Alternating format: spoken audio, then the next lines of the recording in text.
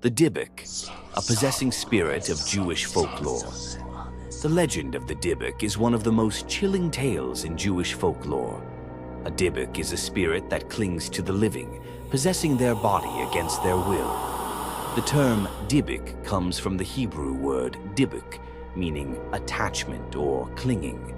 Unlike ghosts or demons, a Dybbuk is believed to be the soul of a deceased person who has not completed teshuvah, the process of repentance required to move on to the afterlife.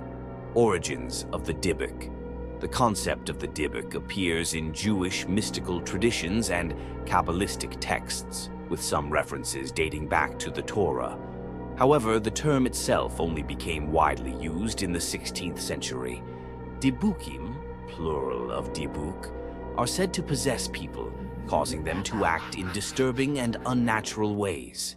Signs of Dybbuk. Possession Jewish scholars, including Rabbi Gershon Winkler, have outlined specific signs that indicate Dybbuk possession. The possessed person coexists with the Dybbuk, aware but unable to control their actions. Victims exhibit distress, often experiencing violent convulsions and speaking languages they do not know. Women are more commonly possessed than men, while Dybbukim are typically male spirits. The possessed may struggle to enter a synagogue, hold holy books, or interact with religious figures. The Dybbuk often forces the host to spew obscene or blasphemous speech. The exorcism of a Dybbuk, Jewish exorcisms differ significantly from their Catholic counterparts. Rather than simply driving out the spirit, Jewish rituals focus on helping the Dybbuk move on to the next world. An exorcism typically includes a minyan, a quorum of 10 Jewish adults, fasting, immersing in a ritual bath, mikveh, and preparing for the ceremony. The exorcist, a deeply pious person, though not necessarily a rabbi, addressing the Dybbuk directly. The group chanting prayers and listing the Dybbuk's sins to coax it into revealing its name. The use of sulfur or smoke to drive the spirit out of the host. The Dybbuk exiting the body, often leaving through the fingers, toes, throat, or other bodily orifices. Historical Dybbuk accounts.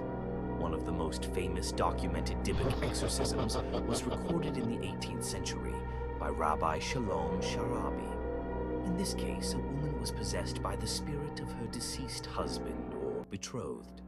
Rabbis gathered to perform the ritual, using prayers and chants to convince the Dybbuk to depart.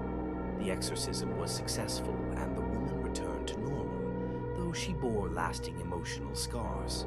Scholar Yoram Bilou suggests that Dybbuk possessions were originally part of mystical Sephardic traditions before becoming prominent in Ashkenazi Jewish folklore. While Dybbukim are not commonly discussed in modern Judaism, historical accounts suggest they were once widely feared. The Dybbuk in popular culture. In 2003, an eBay listing for a so-called Dybbuk Box reignited public fascination with the legend. Kevin Manis, the seller, claimed that the wine box was haunted by a malevolent Dybbuk. Though scholars argue that Dybbuk boxes are a modern invention rather than authentic Jewish folklore, the story inspired films, books, and media speculation. Conclusion: the Dybbuk remains a powerful and eerie figure in Jewish mysticism.